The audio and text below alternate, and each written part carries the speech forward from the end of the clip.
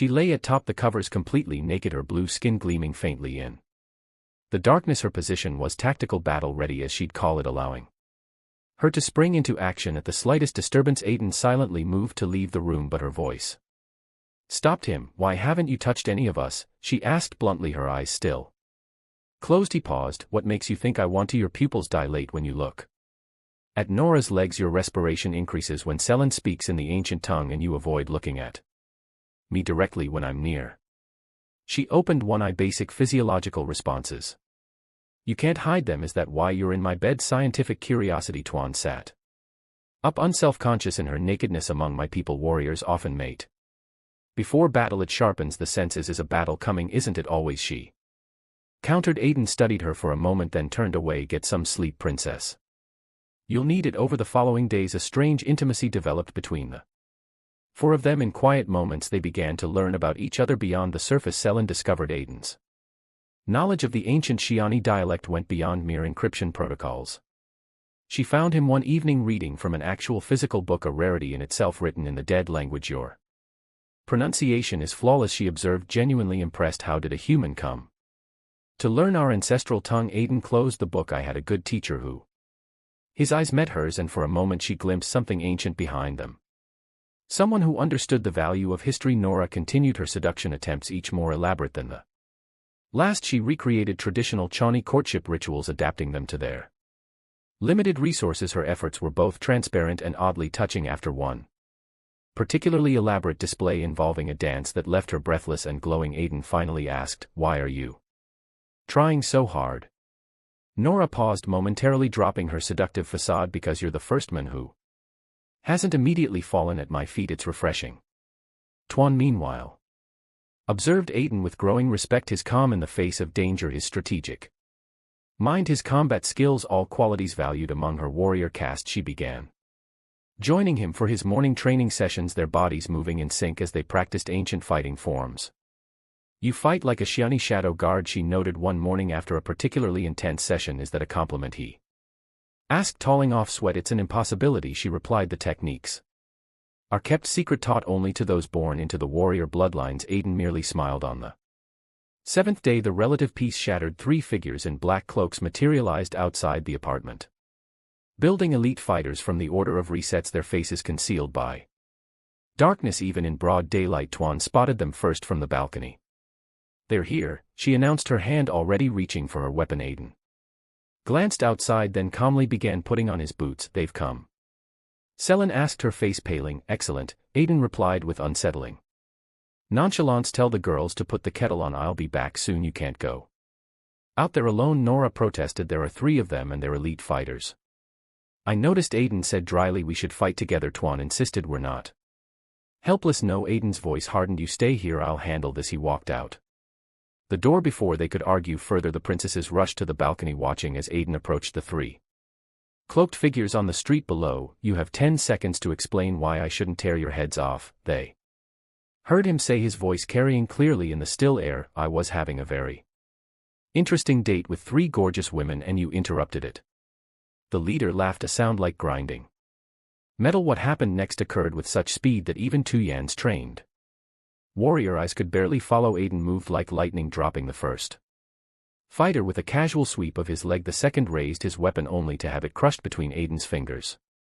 The third managed to fire a shot that Aiden seemed to simply sidestep before delivering a devastating blow to the man's chest that left him gasping on the ground. None of them died, but all 3 lay incapacitated. "Now," Aiden said, standing over them calmly, "anyone got a light?" The leader, trembling visibly now, extended a shaking hand with an igniter. Aiden calmly pulled a cigarette from behind his ear, lit it, and walked away, trailing smoke as casual as if he just stepped out for a breath of air. The princesses retreated from the balcony, stunned into silence when Aiden returned. They stared at him with new eyes. "How did you?" Nora began. "Negotiate," Aiden supplied, taking a long drag from his cigarette. "I can be very persuasive." That night something shifted between them. The walls of resistance crumbled as passion took hold. What began as Nora's seductive advances escalated as Selen's intellect and Tuan's raw power joined the dance of desire. Aiden, no longer holding back, met each of them where they were, matching Selen's philosophical inquiries with depth, Nora's sensuality with equal fervor, and Tuan's strength with his own hours later as they lay tangled together in a complex arrangement of limbs and silver hair. Selin broke the silence. You should know the truth, she said quietly, about why we're here.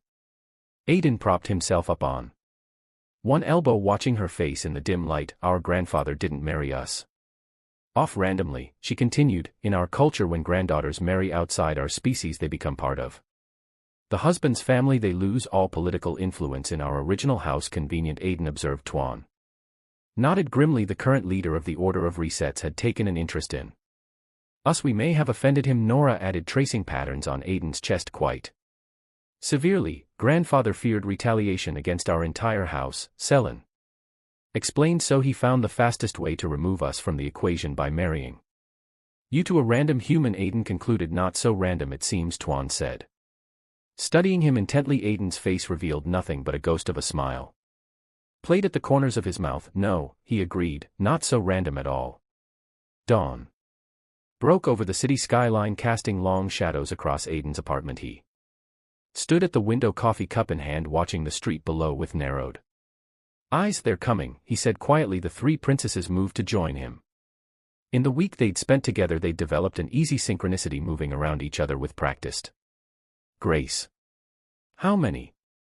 Tuan asked, already reaching for her weapon. All of them, Aiden replied, taking a sip of his coffee. Selin frowned, analyzing the patterns of movement below. That's excessive even for the Order. Militera drones hovered at strategic points around the building. Mercenaries in unmarked combat gear positioned themselves at all exits. Elite assassins in the distinctive black cloaks of the Order's inner circle stalked across rooftops, and in the center of it all, a gleaming hover transport descended slowly to the street. Its doors slid open to reveal a tall figure draped in ceremonial regalia. The leader himself, Nora whispered, her violet skin paling to lavender. I didn't think he'd come personally. Aiden drained his coffee and set the cup down with a soft click. I was hoping he would. Something in his tone made all three princesses turn to look at him. His face remained impassive, but his eyes held a dangerous glint they hadn't seen before. You knew this was coming, Selin realized, her analytical mind connecting dots that had been scattered before her all along. Aiden smiled thinly. Let's say I anticipated it. What's the plan? Tuan demanded, her warrior instincts kicking into high alert. Aiden crossed the room to the utility closet and emerged with an ordinary mop. The princesses stared at him in disbelief. That's your weapon? Nora asked, unable to hide her dismay. A cleaning implement. It'll do, Aiden replied casually, testing its weight in his hands. A menacing voice boomed through the building's communication system. Aiden Kais, by order of the Supreme Reset Council, you and your alien consorts are sentenced to immediate erasure. Surrender now and your deaths will be painless. Aiden sighed heavily. Always so dramatic. We can't fight all of them, Selin reasoned, her mind calculating their dismal odds. There must be over 100 fighters down there, plus the drones, plus whatever enhanced abilities the leader himself possesses. We don't have to fight all of them, Aiden said, moving toward the door. Just him? And how do you propose to reach him? Through his army, Tuan scoffed. Aiden paused, his hand on the doorknob. I'm going to walk. Without further explanation, he stepped into the hallway. The princesses exchanged alarmed glances before rushing after him. This is suicide, Nora hissed, grabbing his arm. At least take a proper weapon. Aiden gently disengaged from her grip. Stay here if you want, or come watch. Either way, this ends today. He strode toward the elevator, the mop propped casually against his shoulder. After a moment's hesitation, the princesses followed outside. The morning air crackled with tension. The Order's forces had created a perimeter around the building, weapons trained on the entrance. In the center, the leader stood waiting, his face obscured by an ornate mask that reflected the morning light. Aiden stepped out alone, the mop still slung over his shoulder. A ripple of confusion passed through the assembled troops, followed by scattered laughter. This is what has eluded us, the leader's augmented voice boomed. A human with a cleaning tool. Aiden continued walking forward, unhurried, as if taking a morning stroll. The drones adjusted their targeting systems, red dots clustering on his chest. Stop right there, commanded one of the elite assassins, stepping forward. Aiden ignored him, continuing his casual approach. I said stop, the assassin barked, raising his weapon in a move almost too fast to follow. Aiden swung the mop. The assassin's weapon shattered into fragments. A second swing caught the man in the chest, sending him flying backward into three of his comrades. The laughter died instantly. Fire, roared the leader. The Air filled with energy bolts as every drone and soldier opened fire simultaneously. The princesses cried out from the entrance, certain they were about to witness Aiden's annihilation, but Aiden moved like liquid lightning, the mop becoming an extension of himself. He deflected bolts, dodged beams, and spun through gaps in the assault pattern that shouldn't have existed. With each swing of the mop he disabled weapons, crushed drones, and incapacitated attackers' bodies, and broken machinery began to litter the ground around him as he carved an inexorable path toward the leader. What is he? Nora whispered. A ruck? I don't know, Selin replied, her voice equally hushed, but I don't think he's human, not entirely. Tuan watched with professional assessment those movements. They're ancient combat forms, but executed with impossible speed and precision. No outsider should even know those techniques, let alone master them to this degree. As Aiden neared the center of the chaos, a particularly massive drone descended, unleashing a barrage that would have vaporized a small building. Aiden leapt impossible heights, landed on the drone surface, and drove the end of the mop straight through its central processor, using the falling machine as a platform. He launched himself directly at the leader. The leader, no longer smug, drew his ceremonial sword, a weapon rumored to be capable of cutting through dimensional barriers. He slashed at Aiden with desperate ferocity. Aiden parried with the mop handle, which should have been severed instantly by the dimensional blade. Instead, the sword's edge skittered off with a shower of sparks. The leader's masked face registered shock. Impossible, not impossible, Aiden countered, striking with precision, just improbable. The battle between them escalated, becoming a blur of movement too rapid for ordinary eyes to follow. The remaining forces held their fire, unable to target Aiden without risking their leader in the midst of the combat. Aiden's jacket tore away, then his shirt, revealing his torso. Across his back spread an enormous tattoo of a dragon, its scales shifting subtly with his movements, its eyes glowing with inner fire. A shocked murmur rippled through the assembled forces. Weapons lowered, some fighters dropped to their knees. It's him, whispered one of the elite assassins, the founder. The leader froze mid-strike, his masked face turning toward the spreading ripple of recognition and fear. No, impossible. The founder is a myth, a story to keep the lower ranks in line. Aiden ceased his attack, standing straight. The dragon tattoo pulsed with ethereal energy, the eyes tracking independently as if the creature were alive on his skin, not a myth. Aiden said, his voice carrying across the suddenly silent battlefield. Just retired. The leader staggered back. No, it can't be. The founder disappeared 50 years ago. I got bored. Aiden shrugged, decided to step back, see what would become of my creation. His expression hardened. I've been disappointed with a fluid motion. Aiden disarmed the leader, sending the dimensional sword clattering across the pavement. The leader fell to his knees. Please, he begged, his voice no longer amplified, suddenly small and human. I didn't know, I never would have targeted the granddaughters of Consul Zoe. If you'd known they were under my protection. Aiden finished for him. No, probably not, but you did, and worse, you corrupted the order, turned it from its original purpose. What original purpose? The leader asked, confusion evident even behind his mask balance. Aiden said simply, the order was meant to be the counterweight to digital immortality, as humans and aliens alike uploaded their consciousness, extended their lives, saturated the network. Something was needed to maintain equilibrium. The order of resets wasn't meant to be a terror organization, it was meant to be a natural force, like death in a world trying to escape it around them. The remaining forces of the order had all dropped to their knees, weapons discarded.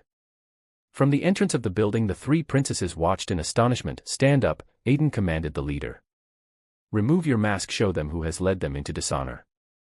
With trembling hands, the leader removed his ornate mask, revealing a surprisingly young face twisted with fear and ambition. Kane Mercer, Aiden announced loud enough for all to hear.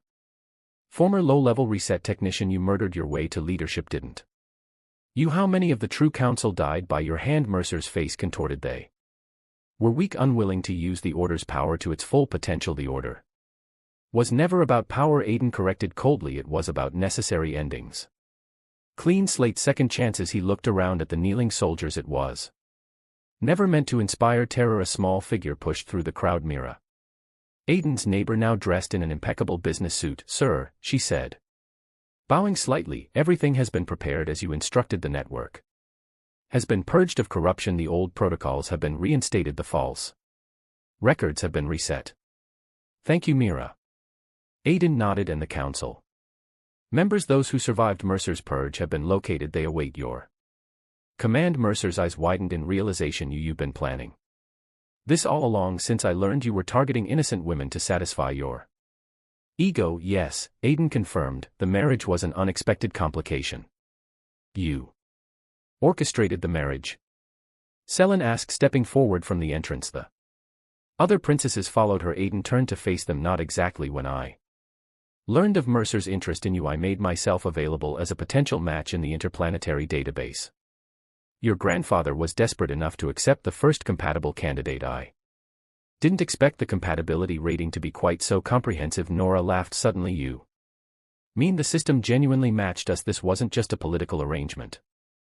The algorithm doesn't lie, Aiden said with a hint of a smile. Though I had planned to simply protect you until Mercer could be removed. Not actually marry us. Tuan supplied, her usually stern face softening slightly. Yes, well, Aiden cleared his throat. Plans change. Mercer, seeing Aiden's attention diverted, lunged for a discarded weapon. Before he could reach it, Aiden flicked the mop handle. It struck Mercer's temple with surgical precision, rendering him unconscious. Take him into custody, Aiden instructed the nearest soldiers. He'll face the council's judgment. As Mercer was dragged away, the princesses approached Aiden. All this time, Selin said, studying him with new understanding. You were the legendary founder of the Order of Resets, a title I never particularly wanted, Aiden admitted. I established the Order 200 years ago when digital immortality first became possible. Someone needed to ensure that with infinite life came appropriate consequences for actions. But you look. Nora gestured at his relatively youthful appearance. Modifications, Aiden explained, not immortality, just extended durability.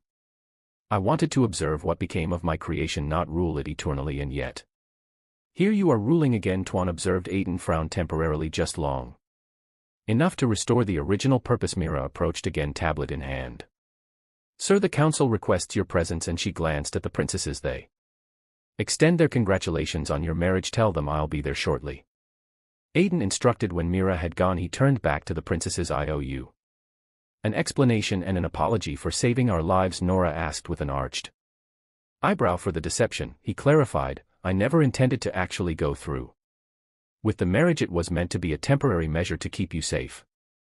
And now? Selin asked directly. Aiden looked at each of them in turn. Now I find myself reluctant to annul it. A genuine smile spread across Nora's face. Good, because I've grown rather fond of you, Earthman. As have I, Selin admitted, despite the complications too. Yen crossed her arms. You're an acceptable mate. Your combat skills are adequate. Aiden laughed. High praise indeed. 3 months later, a proper wedding ceremony united Aiden and the 3 princesses in the Grand Hall of the Order's headquarters. Representatives from Earth and the Chiani system attended, along with the newly reconstituted council. The Order itself had been transformed. No longer a terror organization, it returned to its original purpose, maintaining balance in a universe where digital existence threatened to overwhelm organic reality.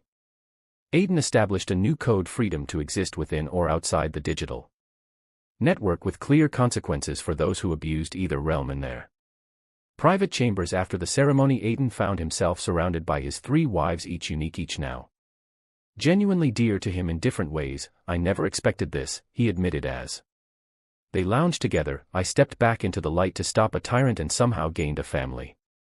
The universe has a strange sense of humor, Selin observed. Speaking of family, Nora said with a mischievous smile, we've sent an invitation to grandfather for dinner next week. Aiden raised an eyebrow. And has he responded? He's coming, Tuan confirmed, though his message suggested he's rather anxious about meeting his new grandson-in-law properly, as well he should be. Aiden chuckled. He did marry you off to the most dangerous men in the quadrant. Lucky us, Nora purred. Nestling closer, life settled into a new normal. Aiden delegated most of the Order's operations to the council, retaining only oversight authority. He and his wife split their time between Earth and the Chiani system, building bridges between worlds that had long viewed each other with suspicion. Their apartment was rebuilt, expanded to accommodate their unusual family. One morning, as Aiden brewed coffee in the kitchen, Mira installed a new sign on their door. What's that? Selin asked. Peering over her shoulder, Mira stepped back, revealing the inscription, Here lives one who is best left undisturbed, especially if he's wearing a bathrobe.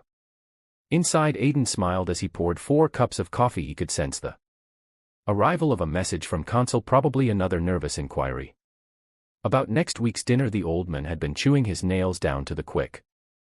Ever since learning the true identity of his granddaughter's husband, the dragon tattoo on Aiden's back shifted slightly, its eyes blinking in contentment after centuries of solitude. The founder had found something he hadn't known. He was missing a family, and woe betide anyone who threatened it. The order of resets had been restored to its true purpose, and Aiden K's, its legendary founder, had finally found his own reset anew, beginning with 3 silver-haired princesses who had proven to be his perfect match after all 5 years before the marriage that would reshape galactic power. Aiden Kais stood on the observation deck of an abandoned space station in the outer rim. The vastness of space stretched before him, countless stars punctuating the darkness. His reflection in the reinforced glass showed a man who appeared to be in his mid-30s, though his true age was measured in centuries.